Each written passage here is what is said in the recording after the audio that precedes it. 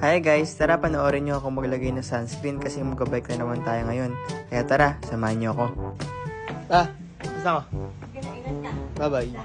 Nung isang araw pa nga pala yung video na to, di lang ako nakapag voice over kasi sobrang lala talaga ng sipon ko. Ewan ko ba ba't sinipon na naman ako ngayon?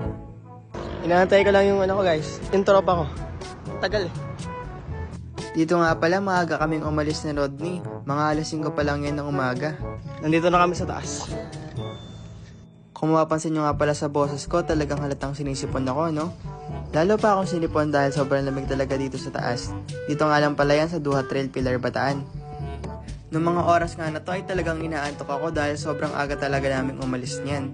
Pero wala tayong magagawa, kailangan natin magbike. Pagkatapos nan ay makit lang kami ng konti para makita nyo yung view dito sa taas. Sobrang lamig at ang aliwalas ng paligid. Makikita nyo talaga yung ganda ng Bataan dito. Pababa na kami, galing kami yung Duha Trail. Sobrang lamig dito. Tapos ano ba? Wala, sobrang lamig. Sinisipon na ako. Sa part nga pala na to ay pababa na kami. Ito talaga yung pinakamasarap na part kapag paakyat yung daan. Kapag pababa ka na. Sa mga nagbabike dyan, comment naman kung nakaka-relate kayo. Nagnakaw pa nga siya ng bulaklak. Para sa text ko to. Ay, ganon. O, sige, okay na yan. Yun lang at maraming salamat sa panonood. Bye-bye!